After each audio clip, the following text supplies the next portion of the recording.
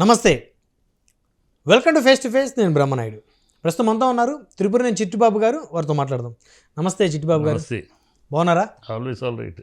So ఇప్పుడు మిమ్మల్ని ఏమన్నా సార్, రాజకీయ నాయకులు అనాలా, లేకపోతే విశ్లేషకులు అనాలా, లేకపోతే సినిమా ఇండస్ట్రీ నిర్మాత దర్శకుడు అనాలా? మొత్తం ఎన్ని ఉన్నాయి సార్ మీకు పేర్లు? నా పేరు త్రిపురనేని వరప్రసాద్, అసలు పేరు. ఓకే. త్రిపురనేని చిట్టిబాబు మొత్తం అందరికి పాపులర్ పేరు. మా నాన్నగారు చిట్టిబాబు అని పిలవటంలో, రాజకీయాల్లోనూ సినిమాల్లోనూ ఆ పేరు అందరూ పిలవటం. ముద్దు పేరు చిట్టిబాబు అనేది. అసలు పేరు వరప్రసాద్, త్రిపురనేని వరప్రసాద్. ఓకే. మీ అభిమాన నటుడు చిరంజీవి పేరు, నా పేరు ఒకటే. ఓ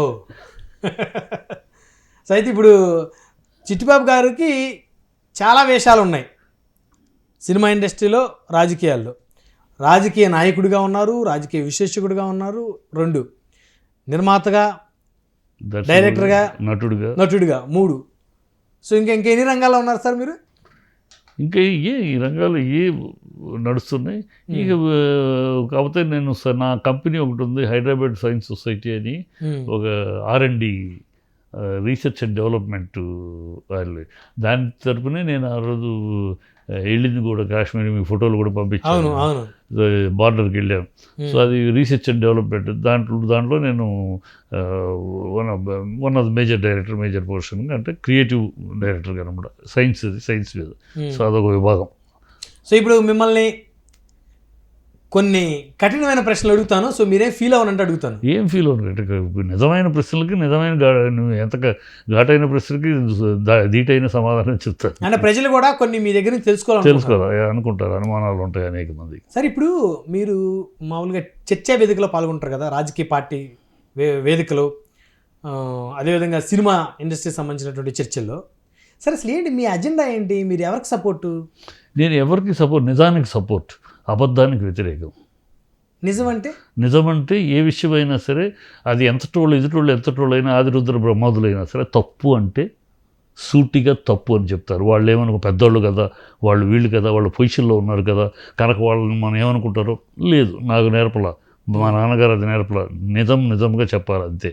కమ్ వాట్ మే, ఏం జరగదు, ఏం రావచ్చు కాక నిజంగా మాట్లాడటానికి నేను వెనకాడను. అక్కడ యథార్థవాది లోక విరోధి అని సాగుతున్నట్టు నిజం మాట్లాడేటప్పుడు డెఫినెట్గా కొంతమందికి జీర్ణించుకోలేకపోతారు కొన్ని నిజాలు. అందులో నేను నిజాలు నా కల్పితాలు ఉండవు. సాక్ష్యాధారాలతోటి ఏ నిజం మాట్లాడినా నా దగ్గర సాక్ష్యాలు ఉంటేనే ఈ నిజం మాట్లాడతారు. అంటే మీరు ఒక అంశం మీరు చెప్పిందే నిజం అనుకున్నట్లే సార్, అవతల వాళ్ళ వాదన కూడా వినాలి కదా మీరు. అవతల వాళ్ళ వాదన నిజం ఉంటే అంగీకరిస్తాను, కానీ ఎప్పుడు ఉండదు. నేను నిజం చెప్పిన తర్వాత దానికి వాళ్ళు వ్యతిరేకించి మాట్లాడటం తప్పితే, ఇది నిజం కాదు, ఇదిగోండి సాక్ష్యం అని చెప్పగలిగినాడు ఇంతవరకు నాకు తగలేదు. నిజాలు మాట్లాడినప్పుడు, ఇవి సాక్ష్యాధారాలతో మాట్లాడినప్పుడు అది కాదండి అని మాట్లాడకుండా వేరే ఏదో మాట్లాడతారు. మీకు ఆయన మీద కోపం, ఈయన మీద కోపం, అందుకని ఇలా మాట్లాడుతున్నారు అంటారు తప్పితే. ఎందుకంటే వాళ్ళు ఎవరు కూడా విషయ పరిజ్ఞానంతో వచ్చేవాళ్ళు ఒకళ్ళ మీద అభిమానం కొద్ది వచ్చి మాట్లాడుతూ ఉంటారు. ఒక కాంగ్రెస్ నుంచి వస్తే గాంధీ భవన్ స్క్రిప్ట్ పెట్టుకుని మాట్లాడతారు. వాళ్ళకి అంతే తెలుసు, అంతవరకే మాట్లాడతారు. కనుక వాళ్ళని మనం విమర్శించామంటే నేను ఆధారాలతోటి విమర్శిస్తాను. ఇప్పుడు ఒక డిబేట్లో ఈ దేశంలో రౌడీలు రాజకీయాల్లోకి ఎంటర్ అవ్వడం ఇందిరాగాంధీ కారణం అని చెప్పాను నేను. దానికి కాంగ్రెస్ ఆయన విరుచుకుపడ్డాడు. ఎలా అంటారు, ఎవరు మొన్న ఎమ్మెల్సీ అయ్యాడు కదా దయాకర్, ఒకడు విరుచుకుపడ్డాడు. నేను చెప్పాను ఆధారాలు. బెందరన్ వాళ్ళు ఎక్కడి నుంచి వచ్చాడు, చెన్నైలో ట్రిపుల్ సుందరం ఎక్కడి నుంచి వచ్చాడు, బెంగళూరులో ఫ్రూట్ మార్కెట్ జయరామన్ ఎక్కడి నుంచి వచ్చాడు, ఆంధ్రాలో ఆవిడ ఎమర్జెన్సీలో వస్తే ఆవిడకి సెక్యూరిటీ ఇచ్చిన వంగవీటి రాధా ఎక్కడి నుంచి వచ్చాడు. ఈ హిస్టారికల్ ఫ్యాక్ట్స్, వాళ్ళు ఎందుకు వచ్చారు చెప్పారు. నా దగ్గర ఉన్నాయి, నేను చిన్నప్పుడు రాజకీయాల్లో ఉన్నాను కనుక ఏమేమి ఎప్పుడు జరిగింది నాకు తెలుసు. ఆవిడ కమలపాటి, త్రిపాఠి, కామరాజు లాంటి పెద్దవాళ్ళని పక్కకు పెట్టడం కోసమని ఆవిడ పిఎం చేసింది వాళ్ళే. అయినా సరే వాళ్ళ కంట్రోల్లో ఉండాల్సి వస్తుంది. ఆ రోజులు వాళ్ళు పెద్దలు, కమలపాటి, త్రిపాఠి, కామరాజు అనే వాళ్ళు పెద్దలు కాంగ్రెస్కి. వాళ్ళు ఎంత చేసినా వాళ్ళు చెప్పినట్టే ఉండాల్సి వచ్చింది. అక్కడ నుంచి తప్పించుకుంటాం కోసం ఆవిడ ఎవరైతే అంతకుముందు చేతులు కట్టుకుని వెనకాల నుంచి చేసేవారు, రీగింగ్ చేయటం, చేసేవారు రౌడీతనాలని, వాళ్ళు వెనకాల నుంచునేవారు ఆ రోజుల్లో. నాకు తెలిసి నేను సాక్ష్యాధారాలు ఉన్నాయి. శౌరి రాజన్ అని చెన్నైలో నేను చదువుతూ ఉండగా ఆయన డాక్టర్గా ఆయన ఎంపీ కంటెస్ట్ చేసేవాడు. ఆయన దగ్గర ఎదురుగుండా పార్టీలు నుంచునేవాళ్ళు, వాళ్ళు రౌడీలు, వాళ్ళు నుంచో ఆయన వెనక్కి వెళ్ళిపోయాడు. ఏంటి సార్ మీరు వెళ్ళిపోవటం ఏంటి అని అడిగితే నేను ఆ రోజు, నేను స్టూడెంట్గా ఆ రోజు అడిగితే, ఏం చేయమంటావు, మొన్నటిదాకా వాడు వీధి రౌడీగా ఉండేవాడు, చేతులు కట్టుకుని ఏదైనా ఉంటే అయ్యా అని వచ్చేవాడు, వాడు ఎమ్మెల్యేగా నుంచుంటే నేను వాడికి పోటీకి నుంచోనా, నేను వాడు దిగజార్చుకోనా, ఐఎమ్ సారీ అందుకని విత్డ్రా చేసుకుంటా అని వెళ్ళిపోయాడు. అట్లా ఎంతోమంది ఆ రోజుల్లో వెల్ ఎడ్యుకేటెడ్ పీపుల్, చదువు ఒక సొసైటీలో ఒక మంచి పేరు ఉన్నవాళ్ళు వచ్చిన వాళ్ళు పోయి ఈ రౌడీలు, ఈ గూండాలు, ఎవరైతే బూత్ క్యాప్చర్ చేసేవాళ్ళు, ఎవరైతే అవసరమైతే రౌడీతనం చేశారో వాళ్ళకి టికెట్లు ఇచ్చింది ఆవిడ. వాళ్ళకి టికెట్లు మీరే చేసుకోండి, మీరే నిలబడండి, మీరే ఎవరికో ఎందుకు మీరే నిలబడండి. దాంతో రౌడీ మోకలు రాజకీయాల్లోకి వచ్చింది. ఒక పార్టీకి రౌడీ మోకలు వచ్చేటప్పుడు మరొక పార్టీ కూడా కదా. 1978లో రాజశేఖర రెడ్డి గారు ఏ పార్టీ తరపు నుంచి వచ్చారు రాజకీయాల్లోకి? వారి నాన్నగారు రాజారెడ్డి గారికి ఉన్నటువంటి బ్యాక్గ్రౌండ్ ఏంటండి? ఆయన బ్యాక్గ్రౌండ్ వ్యాపారాలు ఇవి ఉన్నాయి కదా, మైన్స్ ఇవి ఉన్నాయి. అంతేగా రౌడీ బ్యాక్గ్రౌండ్ లేదా రాజారెడ్డి గారికి? రౌడీ ఆ రోజుల్లో రౌడీ బ్యాక్గ్రౌండ్ చాలా మందికి ఉంది, ఆయన ఒక్కడికే కాదు కదా. రాజశేఖర రెడ్డి గారు ఏంటి, రాజశేఖర రెడ్డి గారు ఒక డాక్టర్గా చదివి ఆయన తుమ్కూరులో వెళ్ళి డాక్టరేట్ చదివి వచ్చి సంజయ్ గాంధీ శిష్యుడిగా తయారయ్యాడు ఆయన. మీకు తెలుసో తెలీదు, సంజయ్ గాంధీ శిష్యుల్లో ఆ రోజుల్లో సంజయ్ గాంధీ శిష్యులు రాజశేఖర రెడ్డి, చంద్రబాబు నాయుడు, వీళ్ళిద్దరూ కూడా సంజయ్ గాంధీ మెడ్రాస్కి వచ్చినప్పుడల్లా రిసీవ్ చేసుకుంటానికి సెండ్ ఆఫ్కి వీళ్ళిద్దరు వచ్చేవారు. ఈయనేమో వుడ్లాండ్స్లో దిగేవారు రాజశేఖర రెడ్డి గారు, ఈయనేమో పాంబురావు హోటల్లో మా రూమ్లో దిగేవారు చంద్రబాబు. అవునా? పాంబురావు 213 ఎప్పుడన్నా కలిస్తే. మీ ఏజ్ ఎంత సార్ ఇప్పుడు? ఇప్పుడు 70 సంవత్సరాలు. సో అట్లా కనిపించట్లేదు మీరు. అదే పాంబురావులో 213లో గురవారెడ్డి అని కాళహస్తి థియేటర్ ఓనర్, అతను సినిమా తీస్తున్నాడు, నా పేరు బ్రహ్మచారి అని. ఆ సినిమాకి మేము పనిచేస్తున్నాం. ఆ రూమ్ మాకు ఆ వర్క్ కోసం ఉండేది, పర్మనెంట్ రూమ్ 213. ఈయన మెడ్రాస్ వచ్చినప్పుడల్లా ఆ రూమ్లో దిగటం, సెండ్ ఆఫ్ చేయటం, మళ్ళీ వెళ్ళిపోవటం జరిగేది. సో అప్పటి నుంచి చూస్తున్నాం. రాజశేఖర రెడ్డి గారు సంజయ్ గాంధీ శిష్యుడిగా ఇద్దరు సమానంగా వెళ్తూ ఉండేవారు. ఒక స్టేజ్లో రామారావు గారు పార్టీ పెట్టడంతో అది చంద్రబాబు అడ్వాంటేజ్ తీసుకున్నాడు, ఆయన జంప్ అయ్యాడు. అది వేరే కథ, అది ఇంకో కథ. రాజశేఖర రెడ్డి గారు ఒకప్పుడు రాజశేఖర రెడ్డి గారి పేరేంటి? మీసాల రెడ్డి, బాంబుల రెడ్డి, బాంబుల రాజశేఖర రెడ్డి అనేవారు, బేసాల రెడ్డి అని ఉండేవాడు అని ఆయన చరిత్ర ఉంది. కానీ ఎప్పుడు మారాడు మనిషి, పరివర్తన ఎప్పుడు మారాడు మనిషి? ఎప్పుడు మారాడు? పాదయాత్రతోటి మారాడు ఆయన. పాదయాత్ర ఎప్పుడైతే వెళ్ళాడో ఆయన మొత్తం మనిషి మారిపోయాడు. అంతకు ముందు రోజులు అయితే ఆయన బెంగళూరు వెళ్తానంటే చెన్నై వెళ్ళేవాడు, చెన్నై వెళ్తానంటే బెంగళూరు, అంత భయం ఉండేది ఆయనకి. థ్రెట్ ఉంది అంత థ్రెట్. అలాంటి థ్రెట్ నుంచి మనిషి పాదయాత్ర చేసినప్పుడు ఆ పాదయాత్రలో అతనిలో ఆయనలో చాలా మార్పు వచ్చింది. ఒక నాయకుడిగా, నిజమైన నాయకుడిగా, ప్రజానాయకుడిగా ఎదిగాడు. రైట్. అయితే చిట్టిబాబు గారు, 1 by 1 చాలా అంశాలు ఉన్నాయి మనం మాట్లాడాల్సినవి. మీ నాన్నగారు ఎన్టీ రామారావు గారికి అత్యంత సన్నిహితులు.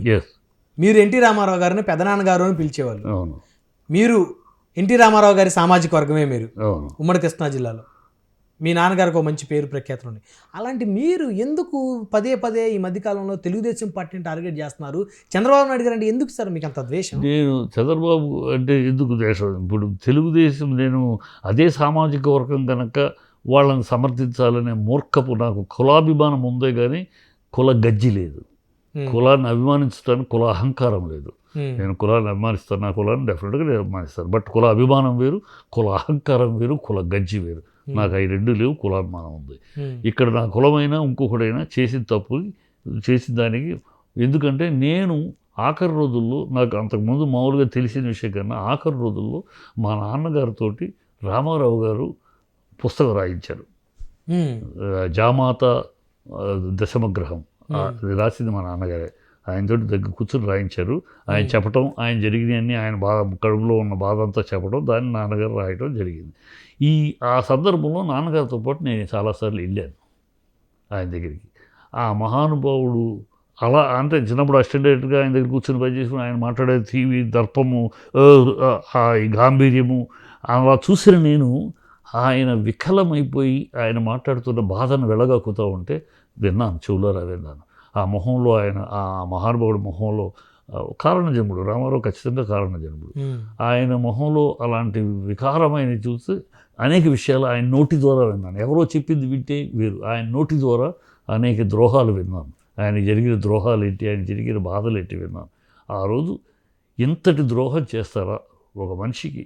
ఔరంగజేబుల గురించి కథలో విన్నాం, ఎప్పుడు చరిత్రలో విన్నాం. ఇలాంటి వాళ్ళు నిజంగా కూడా ఈ నిజ జీవితంలో కూడా ఇప్పటికీ ఉన్నారా అన్నంత బాధ కలిగింది. ఆ బాధే రామారావు గారిని కళ్ళమట ఒక సింహం కంట నీరు పెడితే ఎలా ఉంటుందో, సింహం ఏడవటం నేను చూడలేదు, కానీ ఈ రామారావు అనే మహాసింహం కంట తడి పెట్టడం చూసి అప్పటి నుంచి కాస్త మీకు చంద్రబాబు గారికి చంద్రబాబు అంటే ఖచ్చితంగా అప్పటి నుంచి ఇంతటి మహానుభావుడిని ఆయన తీసుకొచ్చిన పార్టీ లాగేసుకుని ఆయన తీసుకొచ్చే సింబల్ ఆయనకి ఏమి సంబంధం, ఆ పార్టీ నిర్మాణంలో చంద్రబాబుకి ఏమన్నా సంబంధం ఉందా, దాని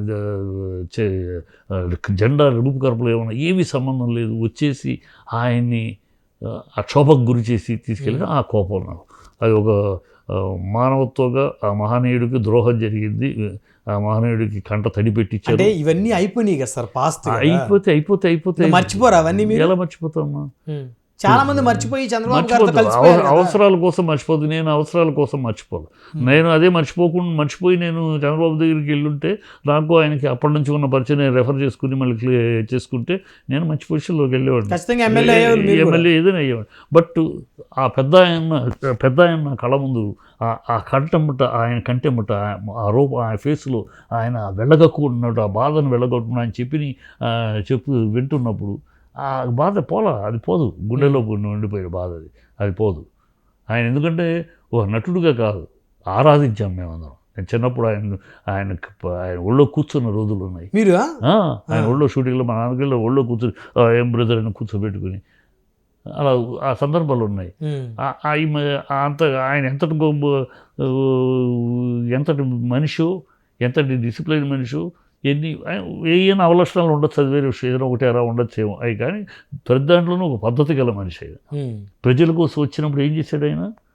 ప్రజలకు ఇంతవరకు ఎవరన్నా విన్నాము మనం, ప్రజల కోసం వచ్చినప్పుడు తన ఆస్తి మొత్తం పిల్లలందరికీ పనిచేసి, అందరికి ఎవరికి ఇవ్వాల్సింది ఇచ్చేసి అన్నీ ఇచ్చేసేసి రాజకీయాలకు వచ్చాడు ప్రజల కోసం. కుటుంబంతో నాకు సంబంధం లేదు, మీకు ఇచ్చేసాను, ఆయన రాజకీయాలకు వచ్చాడు. అంత ప్యూర్గా వచ్చాడు. అందుకని రూపాయి కూడా ఆయన ప్రభుత్వం నుంచి రూపాయి కూడా సంపాదించాల. అది అంతటి మహనీయుని నిలబెట్టుకుని ఒక మంచి నాయకుడు దొరికాడు, ఒక తెలుగు జాతి గర్వించే ఒక నాయకుడు మనకు దొరికాడు. అలాంటి నాయకుడిని ముందుకు ఉంచాల్సి పోయి ఆయన వంచి ముంచి, అది ఆ బాధ ఒక తెలుగు అలాగే ఉండిపోయింది. సో కాబట్టి ఇంకా చంద్రబాబు గారి మీద పోరాటం కొనసాగిస్తూనే ఉన్నారు. ఆ తర్వాత అయినా చంద్రబాబు రాజశేఖర రెడ్డి గారి లాగా బాంబులు రాజశేఖర రెడ్డి కాస్త నాయకుడు రాజశేఖర రెడ్డిగా పరివర్తన ఎలా చెందాడు, అలా చంద్రబాబు పరివర్తన చెందుంటే చెందలేదు. సార్ ఇప్పుడు చాలామంది ఎన్టీ రామారావు గారి కుటుంబ సభ్యులు చనిపోయిన సందర్భంలో హరికృష్ణ గారు కానీ, తారక రత్న గారు కానీ, సో జానకిరామ్ గారు కానీ, అప్పుడు చంద్రబాబు నాయుడు గారు వాళ్ళని పరామర్శించే వాళ్ళ ఇంటికి వచ్చినప్పుడు చాలా సందర్భాల్లో మీరు రిసీవ్ చేసుకొని తీసుకెళ్లారు కదా, తీసుకెళ్లారు కదా. అప్పుడు ఆయన మిమ్మల్ని అడగలేదా, ఏంటిది ఎన్నాళ్ళు తిడుతూ ఉన్నాను?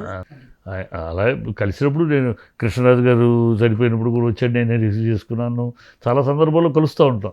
కలిసినప్పుడు ఎంతవరకు నేను కలిసినప్పుడు నేను ఈ వేరు ఆయన కనపడితే ఎంతైనా పొజిషన్లో ఉన్నవాడు ఒక నాయకుడు నమస్కారం పెడతాను. నేను ఏమంటాడు సార్ చంద్రబాబు గారు మిమ్మల్ని చూసినప్పుడు? ఏం చేస్తున్నావు అదే అంటారు, అంతే. ఏం చేస్తున్నావు, ఏంటి విశేషాలు, అంతే. మీ ఇద్దరికి మంచి అనుబంధం ఉంది అప్పట్లో అసలు బాగా రూమ్కి వచ్చేవాడు, కూర్చోవాడు, నైట్ టైము ఐస్ క్రీమ్కి బయటికి వెళ్ళేవాళ్ళం. అవునా? ఆయన ఓన్లీ అప్పుడు కూడా సిగరెట్లు ఏమి లేవు. నైట్ అయితే అయిపోయినాక ఐస్ క్రీమ్ తినడానికి వెళ్ళాడు. ఐస్ క్రీమ్ తినేసి ఆయన పాటికి అప్పుడు ఇవి ఉన్నాయి, ఈ లక్షణాలు మందు కానీ సిగరెట్ కానీ ఏమి ఆ రోజుల్లో కూడా లేదు. ఎక్కడ సార్ రూమ్ అది? పామ్ గ్రోవ్ 213 మెడ్రాస్ నుంగంబకంలో. అప్పుడు ఆయన సాధారణ వ్యక్తే. అప్పటికి ఇంకా సంజయ్ గాంధీ శిష్యుడు. ఎమ్మెల్యే కాదు. మీరు చెప్తే 78 ముందు సంజయ్ గాంధీ శిష్యుడిగా కుతూహలంతో పోటీ పడుతున్న రోజులు. కుతూహలం అని అక్కడ స్టార్టింగ్ నేను చెప్పాను. కుతూహలంకు వెన్నుపోటు పొడిచింది ఎవరు? కుతూహలము ఇందిరాగాంధీ మనిషి, ఈయన సంజయ్ గాంధీ మనిషి. అప్పుడు ఇందిరాగాంధీ నుంచి పగ్గాలు పట్టుకోవాలనుకున్న రాహుల్ గాంధీ సంజయ్ గాంధీ ప్రక్రియలో కుతూహలం నొక్కి ఈయన వచ్చాడు. అది అక్కడ నుంచి రాజకీయంలో ఈయన ఒకళ్ళ నొక్కుట ఎక్కుట అనేది అప్పటి నుంచే ఉంది. సరే, అది పక్కన పెడితే మీ ఇద్దరి మధ్య అప్పటి నుంచి ఒక ఫ్రెండ్షిప్ వాతావరణం ఉంది. ఎప్పుడైనా ఆయనకి ఎన్ని గుర్తుంటాయా మీరు చెప్పిన ఐస్ క్రీమ్ తిని కలిసి? గుర్తుంటాయి, ఆయనకి మెమరీ ఎక్కువ, డెఫినెట్గా గుర్తుంటాయి అనుకుంటాను నేను. ఎందుకంటే తర్వాత కూడా ఆయన మహానాడప్పుడు కూడా నా తమ్ముడే ఫుడ్ అరేంజ్ చేశాడు అప్పుడు, ఆ టైంలో బిగినింగ్లో ఫస్ట్ మహానాడు అన్నప్పుడు మొత్తం మహానాడు ఫుడ్ అరేంజ్మెంట్ నా తమ్ముడు క్యాటరింగ్లో ఉంటాడు చనిపోయాడు. ఇప్పుడు ఇప్పటికీ ఆయన క్యాంటీన్ రాదు అంటే నా తమ్ముడు బాగా తెలుసు. ఆ ఫుడ్ అరేంజ్మెంట్ అప్పుడు నేనే తీసుకెళ్ళాను, మాట్లాడాను, ఫుడ్ అరేంజ్మెంట్ అంతా మహానాడుకి అంతా చేశాడు. అప్పుడు చాలాసార్లు కలిశారు. తర్వాత ఇప్పుడు కూడా కలిసినప్పుడు ఏమీ వేరే ఉండదు ఆయనకి. కలిసినప్పుడు నేను విష్ చేస్తాను, ఏమి ఎలా ఉన్నావు అంటే అంతే, అంతకు మించి వేరే ఉండవు. ఏంటి అలా మాట్లాడుతున్నావు ఇలా మాట్లాడుతున్నావు అని అడగడం, అలా అడిగే మంచి నాయకుడు కాదులే. ఒక స్టేజ్ వెళ్ళిన నాయకుడు ఎప్పుడు అలా మాట్లాడరు. కనపడినప్పుడు ఏదైనా టాపిక్ వస్తే ఒక స్టేజ్కి వెళ్ళాక అంతే అలా ఉంటుంది. మనసులో ఉన్న బయటికి బాగోదు కదా, అడగరాదు. ఇకపోతే జగన్మోహన్ రెడ్డి గారి మీద ఈ మధ్య త్రిపురనేని చిట్టిబాబు గారికి ప్రేమ విపరీతంగా పెరిగిపోతుంది. దేనికి సార్? ప్రేమ పెరగటం కదమ్మా. నేను జగన్మోహన్ రెడ్డిని మీ గతంలో చూసుకుంటే ఆయన పరిపాలనలో ఉన్నప్పుడు అనేక సందర్భాల్లో జగన్మోహన్ రెడ్డిని నేను విమర్శించడం ఉన్నాయి. ఈ అహంకారము, ఈ రౌడీలు కార్యకర్తల లోపలేయటము, ఇవన్నీ చేయటము కరెక్ట్ కాదు. ప్రజలు చిన్న వయసులో నీకు అధికారం ఇచ్చారు, ఈ వయసులో వచ్చిన అధికారాన్ని కాపాడుకొని బ్రహ్మాండంగా ముందుకెళ్ళాలి. రాజశేఖర రెడ్డి గారిని మించిన తనయుడు అనే పేరు తెచ్చుకోవాలి. అలా చేయాలి. కానీ ఈ కాదు, ఈ చిన్న రాజకీయ ఇలాంటి రాజకీయాలు వద్దు అని అనేకసార్లు విమర్శించున్నాయి. నేను తప్పు ఉన్నప్పుడు తప్పు మాట్లాడతా. ఇప్పుడు అతని పేరు చెప్పి బతికేస్తున్నారు వీళ్ళు, ఎవరు ఈ కూటమి. దగ్గొచ్చినా తుమ్మొచ్చినా అదిగో జగన్ అని చూపించి, వేలు చూపించి బాధ్యతలు తప్పించుకుంటున్నారు. అయిపోయింది సంవత్సరం, అయిపోయింది మీకు అధికారం ఇచ్చి. సంవత్సరం అయినాక మీరు చేయాల్సింది చేయాలి. మీరు అడిగిన అబద్ధాలకు సమాధానం చెప్పాలి, మీరు ఇచ్చిన వాగ్దానాలకు సమాధానం చెప్పాలి. అవి వదిలేసి మీరు వేరే ఎజెండాలో వెళ్తున్నారు. ఆ టైంలో నేను వీళ్ళని విమర్శిస్తున్నాను కనుక జగన్ని ప్రేమిస్తున్నాను అనుకుంటే పొరపాటు. జగన్ గారి మీద ప్రేమ లేదు మీకు? జగన్ యాజ్ లీడర్ అంతే, లీడర్గా ఆయన్ని పోరాడాడు, గెలిచాడు. ఆయన ఒక లెక్క మీరు ఆయన సపోర్ట్ చేస్తున్నారా, ఇప్పుడు చేయట్లేదా? ఎవరికి? ఆయనకు సపోర్ట్ అనేది మేము తప్పు మాట. నేను సపోర్ట్ కాదు, ఒకరికి సపోర్ట్ కాదు. ఆయన మంచి చేసినప్పుడు ఆయన సపోర్ట్ చేస్తా. ఇదే కూటమి సపోర్ట్ చేస్తే మంచి సపోర్ట్ చేస్తారు. అలాంటప్పుడు మీరు ఆయన్ని ఢిల్లీలో, ఆయన మొన్న ప్రభుత్వం వచ్చిన తర్వాత ఢిల్లీ వెళ్ళి ఒక ధర్నా చేశారు, ఆయనకి శాంతి భద్రతలకి విఘాతం కలుగుతుందని. మీరు జగన్మోహన్ రెడ్డి గారు వెళ్ళి రహస్యంగా పరామర్శించి కలిసి రాలేదా మీరు? రహస్యంగా వెళ్ళలేదు, పబ్లిక్గా వెళ్ళాను. పబ్లిక్గా వెళ్ళాను. ఎందుకంటే జరిగిన ఆయన వీడియో ప్రదర్శిస్తున్నాడు. ఆయన ఆ రోజు అక్కడ మొత్తం జరిగిన ఇన్సిడెంట్స్ డేట్ వైజ్ వీడియో ప్రదర్శిస్తున్నాడు. ఆ వీడియో ప్రదర్శన కోసం వెళ్ళాను. ఎస్, నేను తెలుసుకొని అది నిజమని నమ్మే వెళ్ళాను. నమ్మని ఇంత ఘోరం జరుగుతుంది, ఇలా చేస్తారు. ఆ ప్రభుత్వం చేసిందని ఆ రోజు నేను విమర్శించాను. ఆ ప్రభుత్వం ఇలాంటి దారుణాలు చేస్తారని తిట్టాను. అదే ఇది వీళ్ళు చేస్తే ఇప్పుడు ఒప్పేలా ఉంది. వాళ్ళు చేసింది వ్యభిచారం అని నేను తిట్టినప్పుడు వీళ్ళు చేస్తే సంసారం ఎలా అన్నాం? వీళ్ళు చేసేది వీళ్ళు అదే చేస్తున్నారు కదా. మీరు అన్నారు తప్పు అన్నాడు. మన అలాంటి వాళ్ళు అనేక మంది విమర్శించారు. తప్పు ఇది, కడప రెడ్లు అని ఆ మాట మీరు అన్నా. జరుగుతుంది, అరాచకం జరుగుతుంది, కేసు ఉంటే వేయాలి, వెళ్ళాలి, తీసుకెళ్ళటం, అరెస్ట్ చేయటం, లోపల పెట్టడం, అచ్చెన్నాయుడు ఇలా చేయి కరెక్ట్ కాదని నేను మాట్లాడాను. ఆ రోజు అది తప్పు అని మాట్లాడినప్పుడు ఇప్పుడు మీరు చేస్తే తప్పు అని మాట్లాడద్దా? మీరు చేసిన తప్పు అని మాట్లాడితే నేను తనకు సపోర్టా? ఆ రోజు అతను చేసిన తప్పు అని మాట్లాడితే మీకు సపోర్టా? కాదు. ఎప్పుడు మీకు సపోర్ట్ కదా, అప్పుడు ఇప్పుడు అతనికి సపోర్ట్. నేను తప్పుగా చెప్పాను. ఇది తప్పు, ఏ ప్రభుత్వం అయినా చేయకూడదు. ఇది ఈ అరాచకం చేస్తే మన రాష్ట్రాన్ని ఎక్కడికి తీసుకెళ్తున్నారు? మీరు ఎక్కడికి తీసుకెళ్తున్నారు? ఒకప్పుడు తమిళనాడులో ఉంది ఈ అరాచకం, తమిళనాడులో, బీహార్లో, బెంగాల్లో, ఈ రాష్ట్రాల్లో ఏంటంటే నిరంతరం ఎన్నికలు ఉన్నాయి, ఎప్పుడో ఎన్నికలు ఉన్నాయి, లేకపోతే ఎప్పుడైనా కొట్టుకుంటూ ఉంటారు కార్యకర్తలు. అలా తయారు చేశారు రాజకీయాలు. అక్కడ తమిళనాడులో ఏడీఎంకే వస్తే డిఎంకే తోయను, ఆ కార్యకర్తలు తోయను, అలాగే ఈ జరుగుతారు. దానివల్ల ఏంటంటే ఎలక్షన్లు అప్పుడే కాకుండా ఎలక్షన్ లేనప్పుడు కూడా జెండా పెట్టడానికి కొట్టుకుంటారు కార్యకర్తలు, టెంట్ వేయడానికి కొట్టుకుంటారు. ఆ పరిస్థితి మన దగ్గర లేదు. ఇప్పుడు తీసుకొస్తున్నారు. అది వద్దు అని. ఎవరు తీసుకొస్తున్నారు? చంద్రబాబే తీసుకొస్తున్నాడు. చంద్రబాబు 40 ఏళ్ళ ఎక్స్పీరియన్స్. లోకేష్ చిన్నపిల్లలు, లోకేష్కి ఇంకా అంత జ్ఞానము అంత అనుభవం లేదు. పవన్ కళ్యాణ్కి అసలు ఏం తెలుసులే. కానీ ఈ విషయాల్లో అతడు స్టాలిన్ ఏం చేశాడు గతంలో, స్టాలిన్ ఇలాగ కరుణానిధి గారు సీఎంగా ఉన్నప్పుడు స్టాలిన్ ఎంత అరాచకం చేశాడు, ఇలాగ అందరిని గొడవ చేస్తే అధికారం రాగానే ఆ స్టాలిన్ గతి ఏమైంది? తర్వాత జైలుతో వచ్చినాక ఏంది? మోకాళ్ళ మీద కూర్చోబెట్టి. సో ఆ పరిస్థితి రేపు వాళ్ళు వస్తే అదే చేస్తారు కదా. ఈ ఈ అరాచకానికి అతను తెలియక అతను కుర్రాడు కనుక ఆవేశంలో రెడ్ బుక్ అంటే 40 ఏళ్ళ అనుభవం ఉన్న చంద్రబాబు దీన్ని అరికట్టాలి. ఇది తప్పు, ఇది ఈ అరాచక పద్ధతి కనుక వెళితే రేపు ఫ్యూచర్లో ఆంధ్ర రాష్ట్రం పర్మనెంట్గా రావణ కాష్టంలో కాలుతూ ఉంటుంది, వెస్ట్ బెంగాల్ లాగా అవుద్ది, తమిళనాడు లాగా అవుద్ది. ఇది అవ్వకూడదు అనేది ఎవరు ఆలోచించాలి? 40 ఏళ్ళ అనుభవం ఉన్న చంద్రబాబు ఆలోచించాలి. చంద్రబాబు కూర్చుని కొడుకు రెడ్ బుక్ అంటున్నాడని ఆనందిస్తే రాష్ట్రాన్ని ఎక్కడ తీసుకెళ్తున్నారు మీరు? రాష్ట్రాన్ని ఏ దారి చిట్టిబాబు గారు అప్పట్లో అందరూ లోకేష్ గారిని పప్పు అని అవమానించారు, హేళనగా మాట్లాడారు. ఈరోజు ఆ పప్పు అన్న అవమానాలకు గురైన వ్యక్తి ఒక్కొక్కడిని భయభ్రాంతులకు గురి చేస్తున్నాడా? భయభ్రాంతులు ఇది గొప్ప కాదమ్మా. అధికారంలో ఉంది కనుక నేను లాగి తీసి పెడతా ఇది గొప్ప. నువ్వు రేపు ఇంకోహళ్ళు. ఇది కరెక్ట్ కాదు అంటున్నాను. కేసులు పెట్టు వెళ్ళినాయి, వాళ్ళు వేటాడి ఆ కేసు అయిపోతే ఈ కేసు మీద ఇలా చేయటం. కేసు పెట్టు, కోర్టు చూసుకుంటుంది, చట్టం చూసుకుంటుంది. నువ్వు దానికి ఎందుకు వేటాడి ఈ కక్ష సాధింపు కార్యక్రమాలు ఎందుకు? ఇది చేస్తే ఇది శాశ్వతమా? నువ్వు శాశ్వతమా? ఎవరు శాశ్వతం రాజకీయాల్లో? ఇవాళ మీరుంటారు, రేపు ఇంకో ఎల్లో బుక్ వస్తుంది, లేదా ఇంకో పింక్ బుక్ వస్తుంది. దీనికి అవకాశం ఇవ్వద్దంటున్నాను. గతంలో చూస్తున్నాం, మన దేశంలో చూసాం, మన బెంగాల్లో చూస్తున్నాం, ఇప్పటికీ చూస్తున్నాం, తమిళనాడులో చూస్తున్నాం, ఇప్పటికీ చూస్తున్నాం, బీహార్లో చూసాం. ఈ దౌర్భాగ్యపు అట్మాస్ఫియర్ క్రియేట్ చేస్తే కార్యకర్తలు ఆగరు. వాళ్ళు ఇవాళ అవమానాలు భరించినట్టు రేపు వాడు కసి తీర్చుకోవాలనుకుంటాడు. ఇది జెండా పాతడానికి ఒక కంటెంట్ దేనికైనా కొట్టుకుంటూ వస్తూ ఉంటారు నిరంతరం. ఆ పరిస్థితి మనకు వద్దు, మనకు లేదు. గతంలో ఏంటి మనకి ఎన్నికలప్పుడు ఏదో మాట్లాడుకుంటా తిట్టుకుంటా ఎన్నికలైనా మామూలు ఎవడు ఈ బ్యాడ్ ఇది నిన్న వాడిని తిట్టాం, నిన్నవాడు ఆ పని చేసి అదే మనం చేయటంలో ఏం ఔచిత్యం ఈ ప్రభుత్వం చెప్పాలన్నా? నిన్నవాడు చెప్పినప్పుడు తిట్టారు కదా, మీరు నేను తిట్టాను, మీడియా తిట్టాం, అందరూ తిట్టాము. ఇది ఇంత అరాచకమా కార్యకర్తలు చేస్తారని తిట్టాం కదా. ఆ తిట్టేందుకు ప్రజలు మేము వాళ్ళ పక్కన పెట్టి మిమ్మల్ని గెలిపించారు. మీరు అదే చేస్తే ఏమిటి ఔచిత్యం? మీ దాంట్లో మార్చుకోవాలంటారా ధోరణి? మార్చుకోవాలి, ఖచ్చితంగా మార్చుకోవాలి. రైట్, ఇక సినిమా ఇండస్ట్రీలోకి వెళ్దాం సార్. రాజకీయాలు పక్కన పెట్టి త్రిపురనేని చిట్టిబాబు గారు ఎన్టీ రామారావు గారికి వీరాభిమాని, వీర విధేయుడు.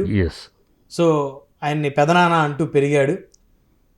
నందమూరి కుటుంబం అభివృద్ధిని ఆకాంక్షిస్తూ ఉంటారు ఎప్పుడు, కానీ ఎప్పుడు మెగా కుటుంబం మీద పడి ఏడుస్తూ ఉంటాడు చిట్టిబాబు గారు అనేది మెగా అభిమానులకి వాళ్ళ ఫీలింగ్. ఎందుకంటే నిజం కాదు అది? లేదు, నాకు మెగా చిరంజీవి ఇండస్ట్రీకి వచ్చిన రోజుకి నేను అప్పటికి కోడేరటం. అప్పటికి మా నాన్న పెద్ద రైటరు. మెగా వచ్చిన రోజు నుంచి చూస్తున్నాను నేను ఆయనకి. కనుక నాకు ఆయన మీద ఆయన ఎదుగుదల ప్రతి ఎదుగుదల చూశాను నేను. ప్రతి ఎదుగుదల నా చేతితో ఆయనకి 2 సార్లు అడ్వాన్స్ ఇచ్చాను. అది ఎందుకనో 2 సార్లు ఆయనతో చేయడం కుదరలేదు. మా సొంత సినిమా భోగిమంటలకి నా చేతితో ఆయనకి వెళ్ళి అడ్వాన్స్ ఇచ్చాను. ఏదో కాల్ షీట్లు ఇబ్బంది కుదరలేదు. ఆయన కాక అప్పుడు సుధాకర్ని పెట్టి తీసాను, కృష్ణ గారు సుధాకర్తో తీసాం. సో అప్పటి నుంచి పరిచయం ఉంది, తిరుగుతుంది, చూస్తున్నాం. వ్యతిరేకత ఎందుకుంటుంది? ఆయన పెరుగుదల సంతోషించేవాడిని. అనేక సందర్భాలు చెప్పాను. ఆయనకి మెగాస్టార్ అనే పదవి ఎవరో ఇస్తే వచ్చింది కాదు, తన కష్టంతో, తన శ్రమతోటి ప్రతి మెట్టుగా నిర్మించుకున్న మెగా సౌధం అది. ఆయన కష్టాలు ఎన్నోసార్లు 100 సార్లు చెప్పారు. సో అది ఎందుకుంటుంది? విషయం వచ్చినప్పుడు మెగాస్టార్ కనుక ఆయన తప్పు చెప్పినా ఓహో కాకి ఎరుపు తెలుపు అన్నా సరే ఆయన అన్నాడు కనుక మనం విమర్శించే ఎందుకులే, కాకి తెలుపు అంటే పోయిందే ఉంది అలా నేను అనుకోను. అక్కడ తేడా వస్తుంది. వాళ్ళకి మెగా ఫ్యాన్లకి అభిమానులకి తెలియదు. ఇప్పుడు పవన్ కళ్యాణ్ విషయం ఉంది. నేను పవన్ కళ్యాణ్ కొన్ని ప్రశ్నలు అడుగుతున్నాను. ఆ ప్రశ్నలకు సమాధానం చెప్పటం పోయి ఆ అభిమానులకు పిచ్చితనంగా ఆలోచిస్తారు. నేనేమి ప్రశ్నలు అడుగుతాను? పవన్ కళ్యాణ్ నీలాంటి రాజకీయాలకు వచ్చినప్పుడు మా లాంటి వాళ్ళందరూ ఎంతో సంతోషపడ్డాం. ఈ ఆంధ్ర రాజకీయాలు అటువాడు ఇటువాడు అటు పోటు ఆయారం గయారం చండాలంగా ఒక సిద్ధ పద్ధతి లేకుండా కాంగ్రెస్ రాజకీయాల వల్ల, చంద్రబాబు రాజకీయాల వల్ల ఒక భ్రష్టు పెట్టిపోయి ఉంది. నువ్వు ఎంటర్ అవుతున్నావు, నీకు ఆ పదవి చూసేసావు, మంచి పొజిషన్ చూసేసావు, డబ్బులు చూసేసావు, హోదా చూసేసావు. కనుక నువ్వు ఒక నీతివంతమైన రాజకీయాలు చేస్తావు. నువ్వు వచ్చినాక రాజకీయ ముఖ చిత్రం మారుతుంది ఆంధ్రప్రదేశ్లో. ఆంధ్రప్రదేశ్లో ముఖ చిత్రం మారుతుంది. నా లాంటి వాళ్ళందరూ ఎంతో కమెంట్ చేస్తాం, ఎంతో సంతోషపడ్డాను నీ ఎంట్రీకి మంచిది. ఆ ఎంట్రీ నువ్వు ఎంత భ్రష్టు పట్టించావు పవన్ కళ్యాణ్? ఒక్కొక్కటి అడుగుతాను. నువ్వు 12,000 అమ్మాయిలు మిస్ అయిపోయారని చెప్పావు. ఆ రోజు నేను నమ్మాను, చాలామంది నమ్మారు. నమ్మారా? నమ్మాను. మరి అప్పుడు వ్యతిరేకించారు కదా, ఆధారాలు చూపించమని. ఎప్పుడు తర్వాత అడిగాను నేను. నమ్మాను. ఊరినే చెప్తాడు ఏదో ఆధారాలు ఏమన్నాడు, ఎవడో ఆఫీసర్, సీక్రెట్ ఆఫీసర్ నాకు చెప్పాడు అన్నాడు. సరే నమ్మాం. ఇప్పుడు ఏమైంది? అది అది నా పచ్చి అబద్ధం అని తెలిపోయింది కదా. ఎవరితో అబద్ధం అని చెప్పారు? ఎవరు బయట చెప్పలా. బండి సంజయ్ మీ కూటమిలో బీజేపీ మనిషి home minister, state home minister పార్లమెంట్లో చెప్పాడు ఇది పచ్చి అబద్ధం అని. 2014 నుంచి మొత్తం లిస్ట్ ఇచ్చాడు, ఎంతమంది మిస్ అయ్యారు, ఎంతమంది దొరికారు, ఎంత దొరకారు లిస్ట్ ఇచ్చాడు. ఈ ఎలక్షన్ మరి ఇలా అన్నారు కదా అని మళ్ళీ ప్రెస్ అడిగాడు పార్లమెంట్లో. అది కేవలం ఎలక్షన్ కోసం వాడిన మాట తప్పితే దాంట్లో నిజం లేదని బండి సంజయ్ పార్లమెంట్లో చెప్పాడు. అంటే అది పచ్చి అబద్ధమే కదా. ఇంతటి అబద్ధం ఎందుకు ఆడావు పవన్ కళ్యాణ్? చంద్రబాబు కోసం ఇంతటి అబద్ధాడు. రెండోది, కాకినాడ పోర్టులో 24,000 టన్నుల గంజాయి దొరికింది. ఈ దేశం రాష్ట్రాన్ని గంజాయి స్థావరంగా మార్చేసింది ఈ ప్రభుత్వం అని గోలగోల చేసావు కదా. అందరూ నమ్మారు కదా. అమ్మో ఇదేంటిది ఎన్నడూ లేదు అనుకున్నాం కదా. మరి వాళ్ళ గంజాయి కాదురా బాబు, అది డ్రై ఐసు అని సిబిఐ రిపోర్టు మీ ప్రభుత్వం వచ్చినాక వచ్చింది. దీనికి ఎందుకు ఇది అబద్ధం కాదా పవన్ కళ్యాణ్? ఇంతటి అబద్ధం చంద్రబాబు ఆడతాడు, నువ్వు ఇలా అబద్ధాలు ఆడతావు రాజకీయాలు అనుకోలేదు. నువ్వు నిజాయితీగా ఉంటావు. ఇంతటి అది పదవులు అధికారం కోసం ఓట్ల కోసం ఇంత అబద్ధాలు ఆడతావా నువ్వు? నేను గ్యారంటీ, వాలంటీర్స్కి నేను గ్యారంటీ, మీరేం అధైర్యపడక్కర్లేదు, నేను ఇస్తాను, నేనున్నాను, మీకు 5,000 కాదు 10,000 నాది బాధ్యత అని అన్నావు కదా పవన్ కళ్యాణ్. ఇవాళేమో వాడు జీవోలు లేవంటావా, అబద్ధం ఆడతావా? 3 జీవోలు ఉన్నాయి, ఉంటే జీవోలు లేవంటావా? డబ్బులు లేవని చంద్రబాబు అంటే దానికి నువ్వు ఒక మాట మాట్లాడతావా?